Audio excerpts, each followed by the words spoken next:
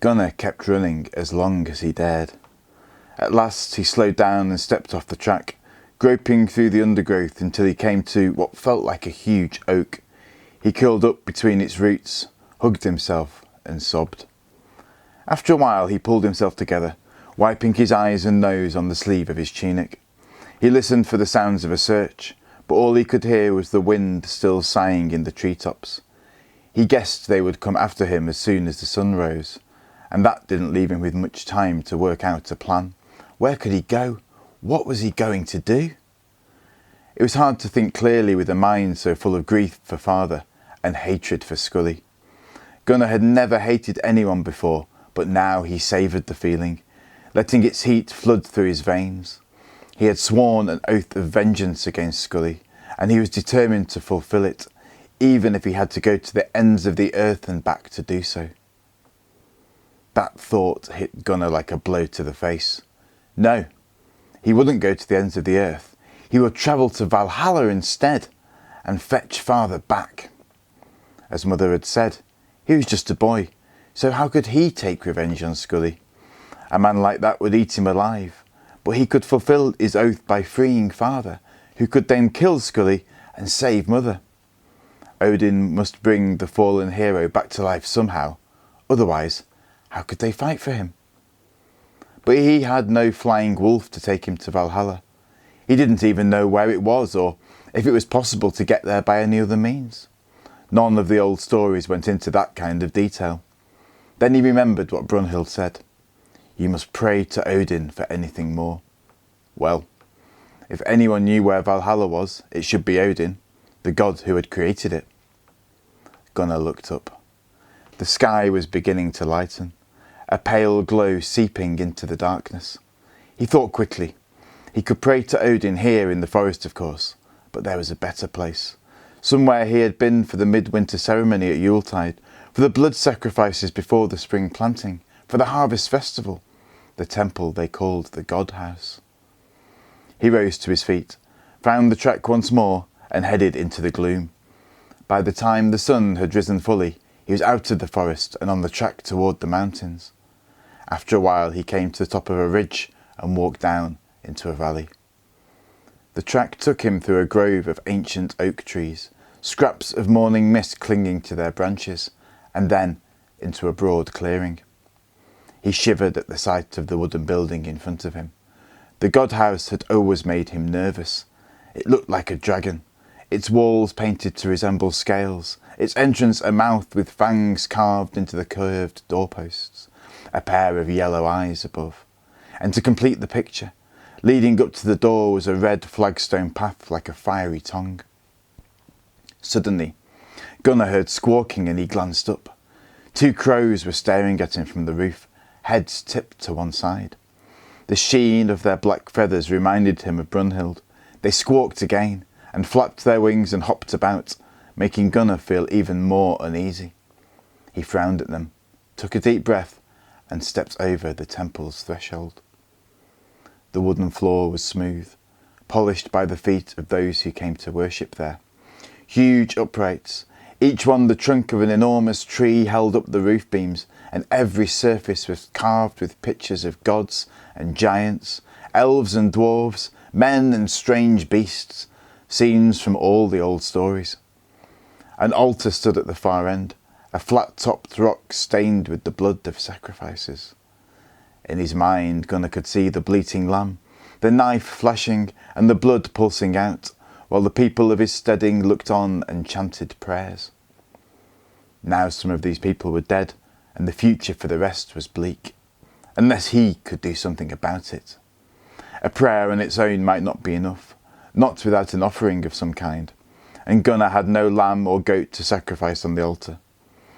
Other kinds of offering were sometimes made, things that were important to someone or had a value, however small. From his pocket, Gunnar pulled the only thing he had brought with him, father's amulet. It was a simple image of Thor's hammer, carved into black stone, his last link with father and home, with the life Scully had stolen. He laid it on the altar. "Hear me, great Odin," he said softly.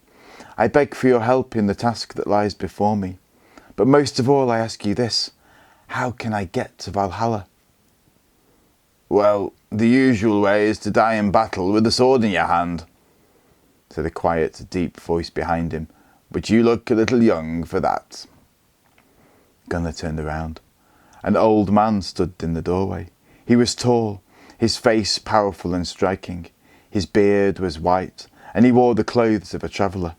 A hat with a wide brim that dipped over one eye, a black cloak and tunic, thick trousers and strong boots. He had a bag slung over one shoulder, and he carried a wooden staff. You look tired and hungry too, the old man said. I'd be happy to share with you the food I have. For an instant, Gunnar wondered if he should run, but the old man seemed friendly enough, and the mention of food had made the juices flow in his mouth.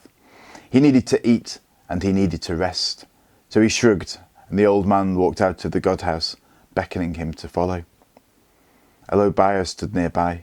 Gunnar recognised it as the place where beasts were kept tethered before they were sacrificed. The old man ducked inside and set about making a fire with straw and twigs he found in one of the stalls. Soon they were sitting, the fire crackling. The old man pulled cheese and a loaf from his bag and cut chunks with a small bone-handled knife. Gunnar tore into the food, not realising how hungry he was until his stomach started to fill. The old man had taken off his hat, and Gunnar saw that the eye hidden by its brim till then was sightless, a milky white ball like a shiny pebble. The other eye was the palest blue. What brings you to the godhouse this early? Said the old man after a while. You look like you've had an interesting night. Gunnar glanced down at himself. He was filthy, his clothes and hands stained with ashes and dried blood, father's blood. Hot tears filled his eyes and he tried to hold them in. What was he doing here with this old man? Thank you for the food, he said, and rose to his feet, but I have to leave. What's your hurry? Said the old man, throwing more twigs on the fire. I might be able to help you get to Valhalla, if you really must go there. Gunnar stared at him. There was something strange about this old man, something that made Gunnar feel uneasy, though he couldn't say why. He sat down once more and crossed his arms. I'm listening, he said. The old man smiled and cut off more bread and cheese, handing the chunks to Gunnar. You've heard the stories, so you know Valhalla is to be found in Asgard, home of the gods, he said.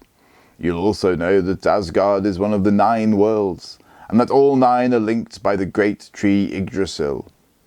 But Asgard itself is joined to this world by the Rainbow Bridge, Bifrost. I've heard of that, said Gunnar. How do I find it? Ah, well, that might not be so easy. The yellow flames of the fire were reflected in the old man's solitary eye. Some say one end of Bifrost stands in the land of ice and fire, a whole month's journey across the sea. And then, of course, you'll have to deal with Heimdall, guardian of the bridge. A whole month? Gunnar's heart sank. It hadn't occurred to him that getting to Valhalla would take so long. He tried not to think of what might happen to Mother and the steading in the meantime. But he had no choice. He would have to follow his plan. Where can I find a ship that will take me?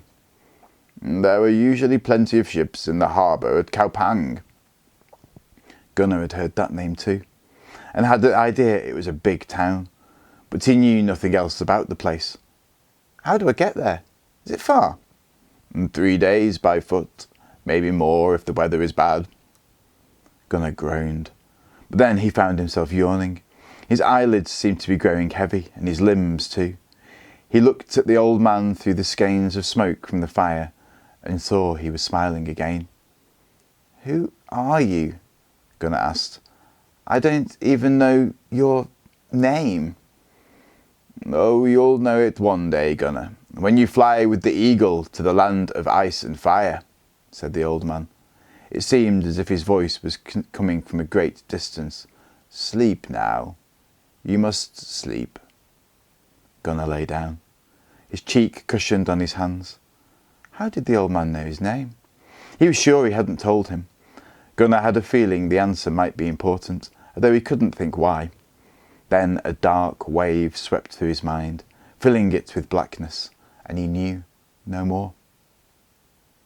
He woke with a start, and thought for a moment he was at home, until he sat up and remembered. It was almost dark outside the hut, a white mist creeping across the ground. Gunnar saw that the fire had gone out and he shivered. The old man had vanished, but he had left his bag, and Gunnar opened it. He found more bread and cheese, a flask of ale, a flint, and a few silver coins. And right at the bottom was a long grey feather from an eagle's wing.